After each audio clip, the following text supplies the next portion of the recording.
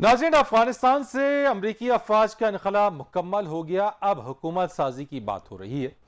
आज नई हुकूमत का ऐलान होना था, मुतवक्के था, लेकिन अब इसको मौखर कर दिया गया है और आइंदा कुछ दिनों बाद नई इंतज़ामिया का ऐलान मुतवक्के है।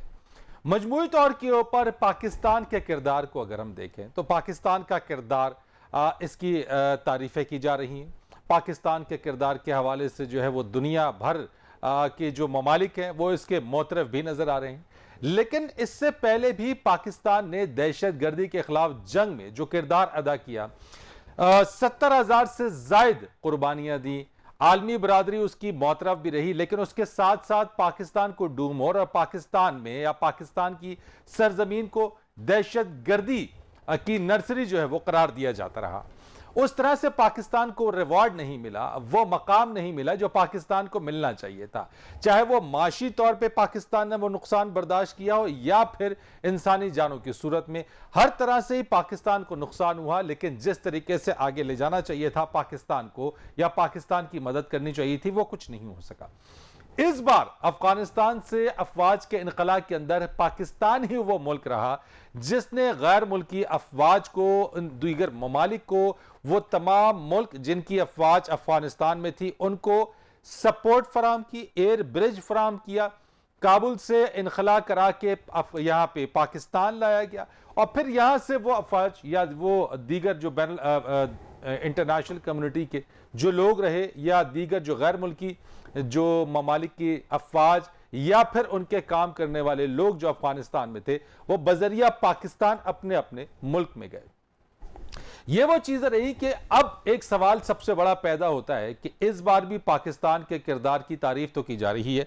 इससे पहले हमने देखा जर्मनी, नेदरलैंड्स और फिर बरतानिया के वजीर खारजा यहां पर आए और यहां पे आके पाकिस्तान के किरदार की ना सिर्फ तारीफ की बल्कि मुस्तकबिल का जो लाहे अमल है अफगानिस्तान का, उस पर भी बातचीत हुई।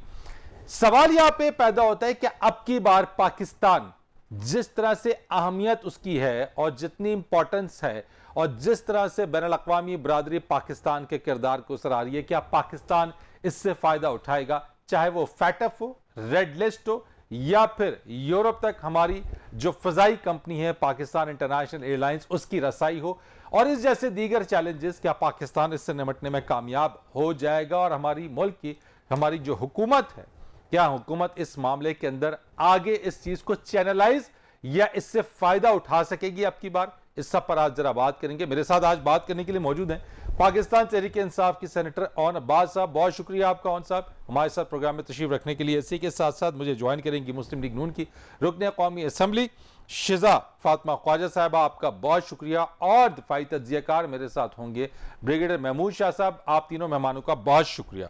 ओन अब्बास साहब, तारीफ हो रही है लेकिन सवाल यह है कि क्या ये सिर्फ तारीफ ही रहेगी या फिर पाकिस्तान जिन चैलेंजेस का सामना कर रहा है इंटरनेशनल लेवल के ऊपर, वो मसाइल भी हल करवा सकेंगे? देखें फरीद भाई, ये बड़ा कॉम्प्लिकेटेड केस है। अफगानिस्तान जितना डे बाय डे चीजें अवॉल्व हो रही हैं, वो कोई बंदा प्रोडिक्ट नहीं कर पा रहा। हमने माजी से तो अपना सबक सीख लिया कि जितना भी हमने अलाइस के साथ, अमेरिका या बाकी नेटो अलाइस के साथ कंट्रीब्यूट किया, कोऑपरेट किया पिछले 20 सालों में, उस तरीके से चीजें उन्होंने वापस रेसिप्रोकेट तो कम से कम नहीं की।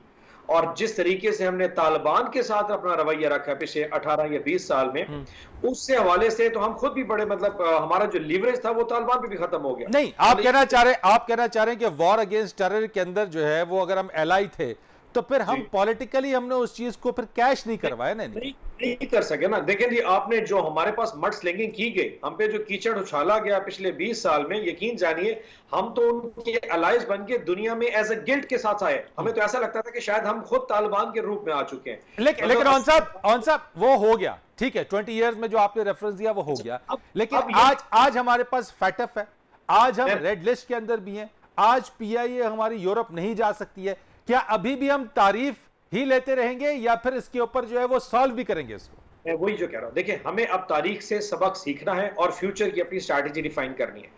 इस वक्त हालात ये हैं, अब देखिए कि अब सबक सीख के हमने क्या किया कि हमने सबसे पहले तालिबान को जो एक एक्सेप्टेबिलिटी चाहिए थे इंटरनेशनल कम्युनिटी की तरफ से, हमने दुनिया को कहा कि जी पहले रीजनल जो ममालिक हैं वो एक्सेप्टेबिलिटी की तरफ जाए, उसके बाद हम भी अपना कदम बढ़ाएंगे।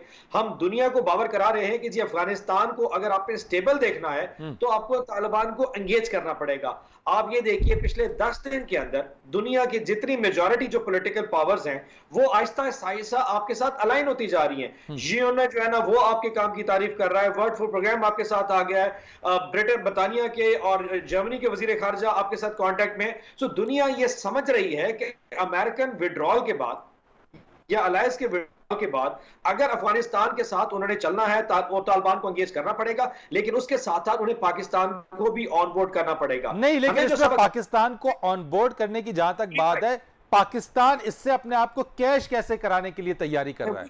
देखिए आपने एक चीज याद रखनी है कि हमें तालिबान के साथ वही सोच रखनी है जो हमें पाकिस्तान की दुनिया में आया के साथ रखनी है।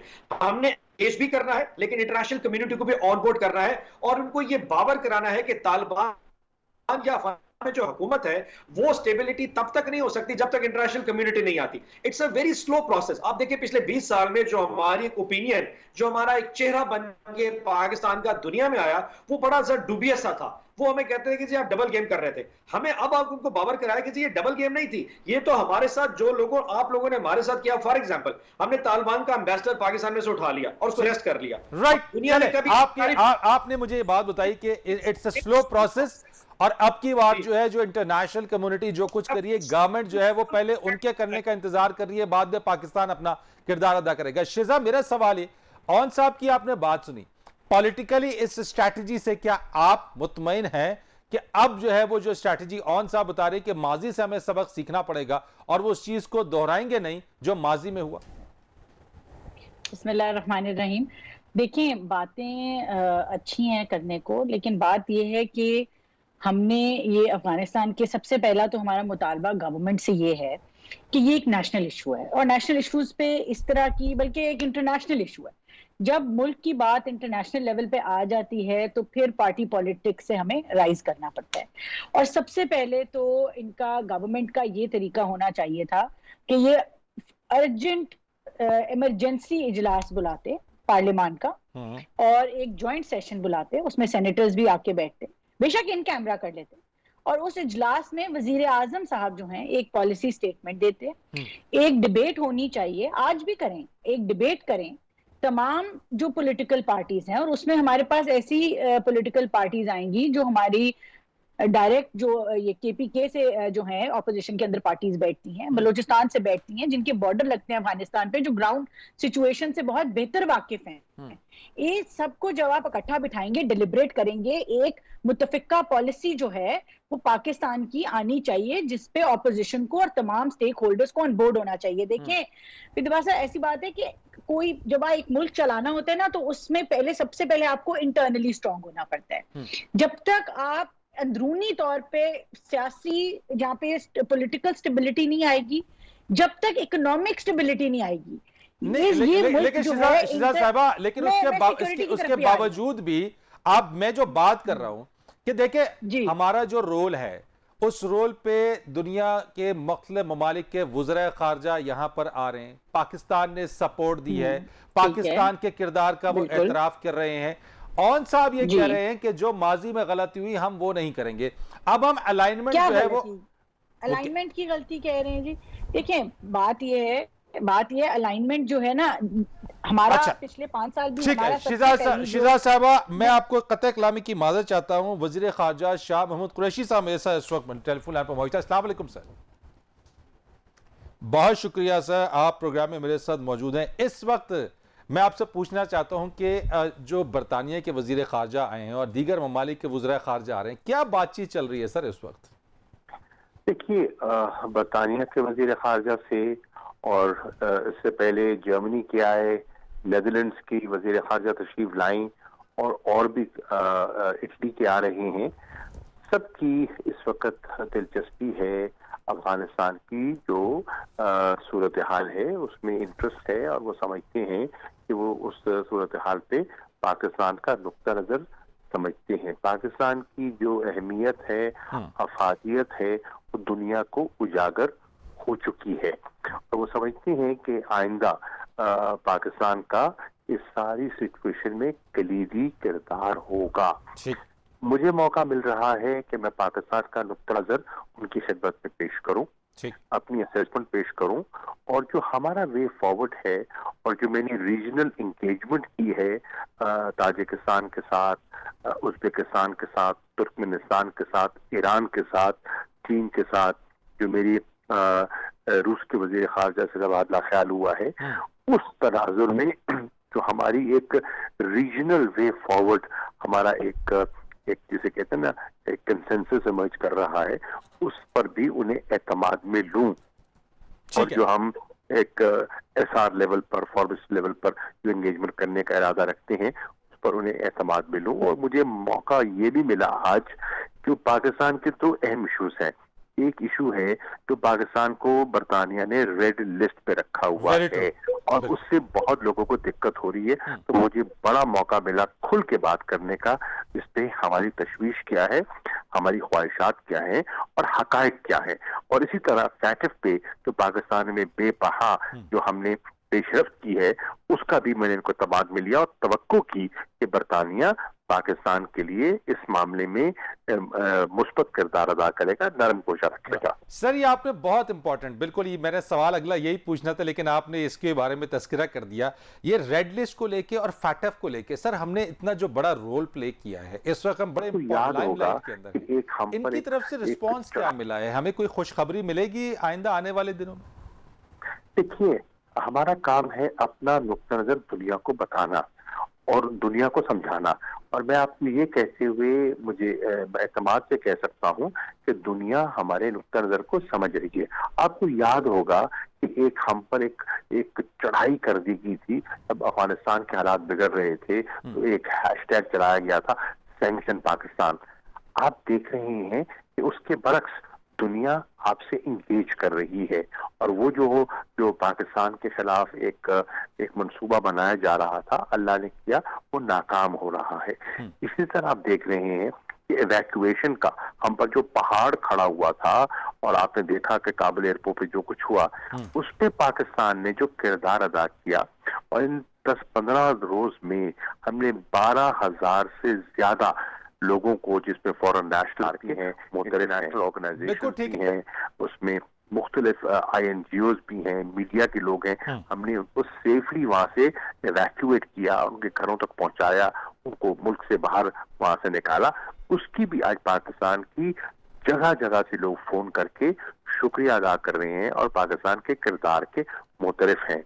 बिल्कुल ठीक है सर, लेकिन मेरा सवाल यही है, माजी में हमने 70-80 हज़ार की जो कुर्बानियां दी, उसके बावजूद भी हमें दहशतगर्द मुल्क, हमें डू मोर का कहा जाता रहा।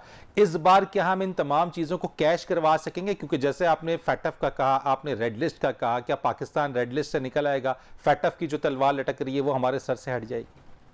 देखिए, हमारा काम है अपना नुक्ता नजर पेश करना और कोशिश करना, जो हम कर रहे हैं और दयानतदारी से कर रहे हैं। या तो हो ना कि हम दिखावा नहीं है, ये असलियत है। अब फैसला वो क्या करती हैं कुव्वतें, उनके क्या मफादात हैं, वो तो वक्त बताएगा। मैं वक्त से पहले तो कुछ नहीं कह सकता, लेकिन मैं उनको ये अर्ज कर रहा हूँ कि पाकिस्तान संजीदा है और पाकिस्तान नेक नियति से आगे बढ़ रहा है। अच्छा साहब, PIA का भी कोई मामला डिस्कस हुआ है, रेज किया है, जो PIA का यूरोप की तरफ जो फ्लाइट जाने का? बिल्कुल मैंने नेदरलैंड्स की वज़ीर जो खारजा थी, उनसे मैंने कहा कि देखिए, आप सराहिए PIA को। PIA ने जो इन दिनों में जो किरदार अदा किया है वो काबिल दीद है।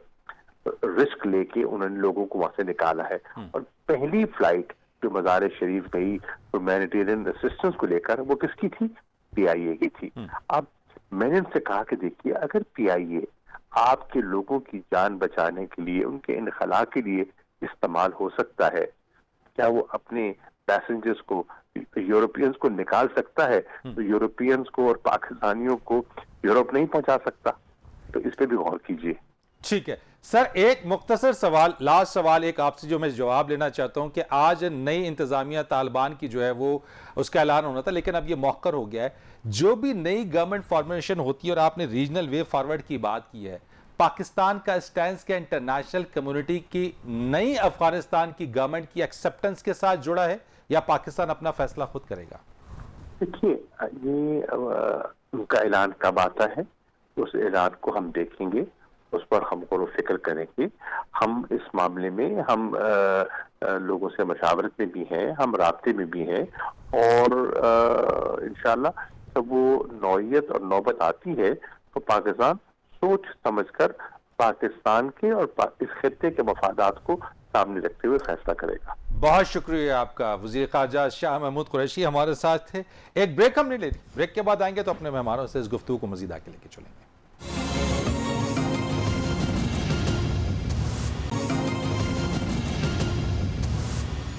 प्रोग्राम में आपको खुश आमदीद कहेंगे। शिजा साहबा, ब्रेक पर जाने से पहले आप बात कर रही थी, वज़ीर ख़ारजा शाह महमूद कुरैशी साहब आ गए थे। मैं ज़रा आपकी जानिब दोबारा आता हूँ। जो बात वो कर रहे हैं कि पाकिस्तान अपने मौक़िफ़ को ईमानदारी, दयानतदारी के साथ सामने रख रहा है। जी, अच्छा, बात हो रही थी अफगानिस्तान की और पाकिस्तान की ओवरऑल फॉरेन पॉलिसी की।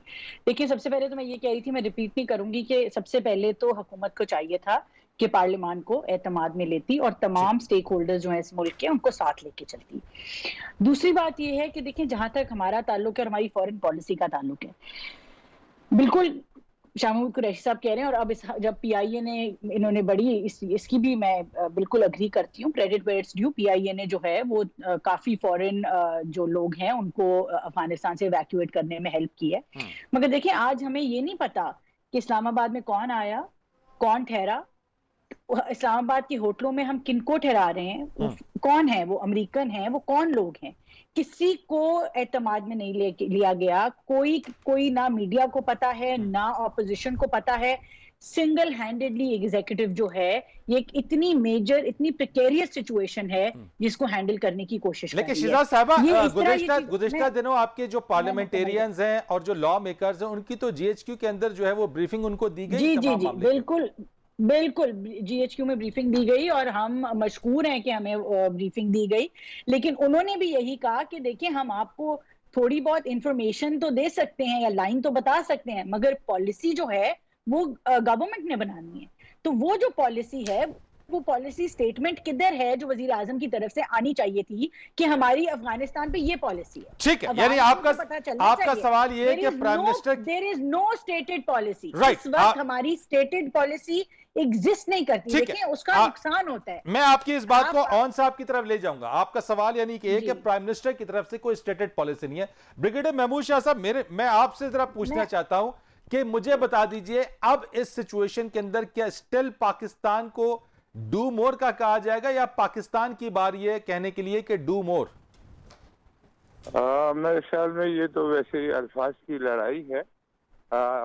ये है कि पाकिस्तान को अप्रिशिएट किया जा रहा है, उनकी जो स्टांस है उसको अप्रिशिएट किया जा रहा है, और जो पाकिस्तान कहता रहा है 20 साल पहले और अभी भी मेरे ख्याल में एग्जैक्टली वही हुआ है। तो मेरे ख्याल में उसमें ऐसी कोई बात नहीं है कि रूम और वाली, बल्कि एक तरीके से बाहर के ममालिक पाकिस्तान को मदद के लिए कह रहे थे। लेकिन ब्रिगेड साहब, क्या पाकिस्तान इस अप्रिसिएशन को अब की बार कैश करा सकेगा? मेरे ख्याल में पाकिस्तान इसके ऊपर इसी तरह चलता रहेगा। जो अच्छी पॉलिसी है, अच्छी बात है, उसके ऊपर, उसी कोर्स के ऊपर कंटिन्यू रहेगा। और जो ममालिक पाकिस्तान के साथ दुश्मनी करते रहे हैं और पाकिस्तान के खिलाफ अफगानिस्तान को इस्तेमाल करते रहे हैं, वो फ्रस्ट्रेटेड फील करते हैं। और नहीं, मेरा सवाल ब्रिगेड साहब ये कि पाकिस्तान इस अपॉर्चुनिटी को, माजी में भी पाकिस्तान एला रहा है ना वॉर अगेंस्ट टेरर के अंदर, यानी इतनी कुर्बानियां हमने दी हैं। मैं सिर्फ यही बात पूछना चाहता हूं आपसे कि हम उसको कैश क्यों नहीं करा पाते? दरअसल इसमें कैश कराने वाली भी बात तो कोई नहीं है, क्योंकि बाहर के ममालिक आपको क्या देंगे। पाकिस्तान के खिलाफ या इस्लाम के खिलाफ उनकी एक पॉलिसी है, उनकी एक सोच है। अगर वो बदल जाए तो तमाम मुसलमान ममालिक के लिए अच्छी बात होगी, और अगर वो बदलती नहीं है तो पाकिस्तान जो है उनका मुकाबला करता रहेगा। औनबाज साहब, ये जो बात कही शिजाज साहिबा ने, प्राइम मिनिस्टर साहब की कोई स्टेटेड पॉलिसी नहीं, इसका जरा जवाब दे दीजिएगा सर। वैसे थोड़ा सा ना अपना रईस में थोड़ा समझने की कोशिश करें। जैसे कि शाह कई साहब कह रहे थे कि आज से 1-1.5 महीना पहले एक कैंपेन थी सैंक्शन पाकिस्तान, और आज ये है कि जो सैंक्शन पाकिस्तान की कैंपेन चला रहे थे यानी कि इंडिया, वो इस वक्त किसी जगह पे आपको इंटरनेशनली इस वक्त रिकग्नाइजेबल फॉर्म में एक वहां पे स्टेक होल्डर्स अफगानिस्तान में नजर नहीं आ रहा। सो अल्हम्दुलिल्लाह सो फार सो गुड कि अभी तक तो ठीक जा रहे हैं। अगर आप ये प्रिज्यूम कर रहे हैं कि तालिबान की हुकूमत अफगानिस्तान में आने से पाकिस्तान को फैटेफ से निकल जाना चाहिए, इन दोनों का ऐसे कोई रिलेशन नहीं है। चीजें आहिस्ता आहिस्ता वहां पे स्ट्रीमलाइन। अब हमारी पॉलिसी क्या है? वो तो फॉरेन मिनिस्टर साहब ने बता दिया कि उन्होंने तो जो पाकिस्तान का मुकदमा है वो पेश कर दिया, बात कर दिया। मैं से पूछना चाह रहा हूं कि जो शिजा साहबा ने बात की है कि प्राइम मिनिस्टर साहब ने या पार्लियामान के अंदर तमाम जमातों को एक पॉलिसी स्टेटमेंट या बुला के क्यों नहीं उनको एंगेज किया गया? 13 सितंबर वाले दिन ज्वाइंट सेशन है, उसमें प्रेसिडेंट साहब खिताब करेंगे और एक जो एक पॉलिसी होती है, जो गवर्नमेंट की पॉलिसी है, वो फॉर्मली बता दिया जाएगा।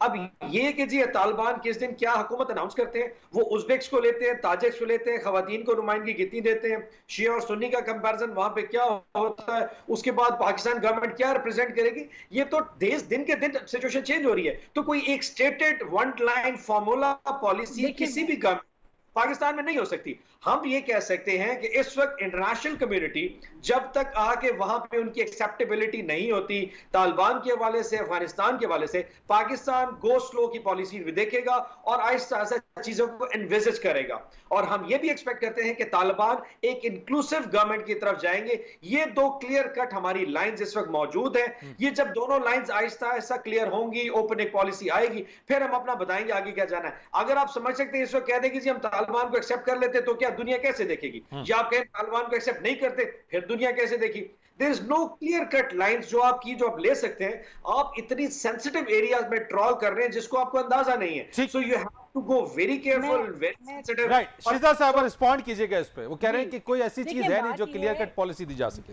देखिए, दूसरी बात ये है फरीद साहब कि आपने कहा बहुत पाकिस्तान को सराहा जा रहा है, बहुत पाकिस्तान को सराहा जा रहा है। शाह महमूद कुरैशी साहब की कुछ देर पहले की स्टेटमेंट है कि हमें कोई पूछ नहीं रहा। उसके बाद हमारे ऊपर ये आज वक्त आ गया है, ये जो अप्रिसिएशन जो थोड़ी बहुत इर्द गिर्द से मिल रही है, ये हमें तब भी मिल रही थी जब हम वॉर ऑन टेरर का हिस्सा बने थे। ऐसे ही लोग हमें जो है वो उछाल रहे थे, ममालिक जो हैं बाकी। कुछ अरसा पहले आज हमारे पे वक्त ये है कि वजीर आजम हाउस जो है या ऑफिस जो है वो एक कॉल आती है और उसको हम इस तरह सेलिब्रेट करें, जो एक रेगुलर मामला होता था उसको आज हम सेलिब्रेट करने पे मजबूर हैं। हमारे पास हमारा ये देखें, ये हमारी इंटरनेशनल स्टेटस के अंदर तनज़्ज़ुली का ही एक आपको रिप्रेजेंटेशन या अक्कासी मिल रही है कि हम एक एक फोन कॉल को जो है वो इस तरह सेलिब्रेट करें। और रोज आके कभी नेशनल सिक्योरिटी एडवाइजर, कभी वजीर आजम कहते हैं जी हमें अमेरिका से कॉल नहीं आ रही, बाइडन ने अच्छा नहीं किया हमें कॉल करके, बाइडन ने अच्छा नहीं किया हमें ऑन बोर्ड ना लेके। देखिए ये हमारी फॉरेन पॉलिसी है। कहाँ है हमारा कोलिशन सपोर्ट फंड जो था, उसका आर्गुमेंट किधर गया? वो किधर है? हम क्यों उसको जो है वो सामने नहीं लाना चाह रहे या ला रहे? मतलब और जो एब्सोल्युटली नॉट हम कर रहे थे, अगर हमें कोई फोन ही नहीं कर रहा था तो हम एब्सोल्युटली नॉट किसको कर रहे थे? ये भी हमारे सामने। देखिए मसला पता है क्या है? मसला यही है, कोई चीज वाजे नहीं है। ठीक है, आप चले, आपकी ये पॉलिसी है ना कि आप गो स्लो हैं, आप गो स्लो की पॉलिसी की कोई शक्ल दें, उसको सामने लेके आए। ये छोटी वो कह तो रहे हैं कि ज्वाइंट सेशन है सितंबर 13 सितंबर उन्होंने कहा। ज्वाइंट सेशन जो है वो प्रेसिडेंट की तकरीर होगी जी। प्रेसिडेंट की तकरीर is not a national security के ऊपर तकरीर नहीं होती। अफगानिस्तान के ऊपर प्रेसिडेंट की तकरीर इज एन एनुअल थिंग जो कि पार्लियामेंट्री ईयर को इनॉग्रेट करती है। और एक पॉलिसी जो है अफगानिस्तान के ऊपर डिबेट नहीं हो सकती प्रेसिडेंट की तकरीर राइट, में। तकरीर करेंगे ठीक है। एक ब्रेक मैंने लेनी है, ब्रेक के बाद आता हूं। जरा ऑन साहब इसी के ऊपर आपसे बात करूंगा एक ब्रेक के बाद।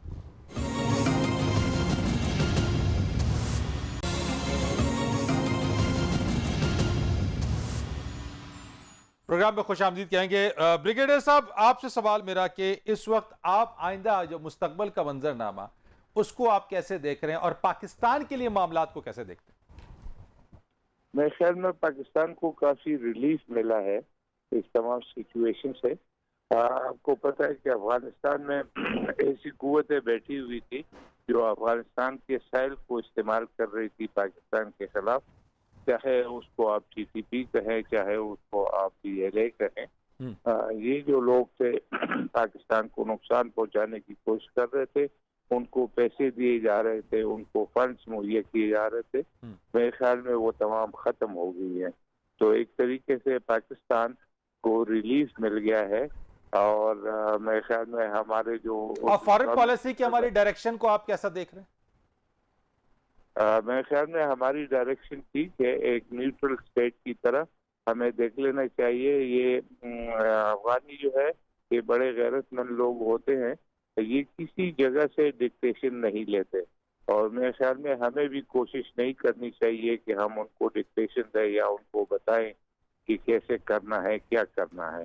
ठीक है, मेरे ख्याल में वो खुद कॉम्पिटेंट है, वो करेंगे। अगर उनने 20 साल तक एक सुपर पावर को शिकस्त दी और वो हार रहे हैं, तो मेरे ख्याल में वो दुनिया में एक मुकाम रखते हैं। ठीक है। और मेरे ख्याल हमारी उनको जरूरत नहीं है और ना हमें उनको नाराज करना चाहिए इस तरह की दखल अंदाजी। राइट ब्रिगेड साहब, आपको मुझे जवाब आ गया। ऑन साहब, जो बात आप कर रहे थे कि प्रेसिडेंट का खिताब है, शीजा साहबा कहती हैं कि वो तो पार्लिमानी साल के आगाज के ऊपर जो वो होता है, और उसमें इस तरह की अफगानिस्तान के मामले पे तो डिबेट नहीं होगी। नहीं सर, वैसे ना थोड़ा मुझे नहीं समझ लग रहा है कि ऑपोजिशन इतनी इस्तराबियत में क्यों है। आज से 1 माह पहले जनरल बाजवा साहब और पूरी एक पॉलिटिकल जो सिक्योरिटी जो टीम है वो इस वक्त पार्लियामेंट में आई। उन्होंने जितनी मेन की स्टेक होल्डर्स थे उनको पूरा ब्रीफ किया कि अफगानिस्तान में क्या हो रहा है। आज से तकरीबन 5 दिन पहले GHQ में तमाम standing committees, defence standing committees को बुलाया गया, जिसमें अपोजिशन और हुकूमत के अरकान तकरीबन बराबर के लोग थे, 100 के करीब ये सारे दोस्त थे, ये सारे गए वहां पे, उनको ब्रीफ किया गया। अब 13 सितंबर को एक पॉलिसी स्टेटमेंट जो एक नॉर्मल न्यूट्रल एक स्टेटमेंट होती है जो कि कॉमन दिया जाता है, वो एक दे दी जाएगी। मैं ये नहीं समझ पा रहा ये ऑपोजिशन और इससे ज्यादा क्या चाहती है। मतलब ये चाहते हैं ये बताएंगे कि तालिबान अगर इंक्लूसिव गवर्नमेंट बताते हैं तो फिर क्या करेंगे, अगर तालिबान इंक्लूसिव गवर्नमेंट नहीं बनाते तो फिर हम क्या करेंगे, अगर चाइना तालिबान को एक्सेप्ट करता तो फिर क्या करेंगे। मतलब देखें, हमारे बस में कुछ नहीं है। हमने ये कहा है कि हम एक स्टेबल गवर्नमेंट अफगानिस्तान में चाहते हैं जो कि इंक्लूसिव हो, और हम चाहते हैं कि दुनिया उनको एंगेज करे। ये बड़ी क्लियर कट पॉलिसी। चले, मैं शीजा साहबा से पूछ लेता हूं कि वो क्या चाहते हैं। शीजा साहबा बता दीजिएगा जरा कि आप चाहती क्या है। आप देखिए, मेरे ख्याल से as a member of the parliament, अगर आप ये कह रहे हैं कि वजीर आजम की जितनी भी जो उनकी अथॉरिटी है, एग्जेक्टिव अथॉरिटी है, आप उसको रिसीड करके स्टेट इंस्टीट्यूशंस को दे रहे हैं।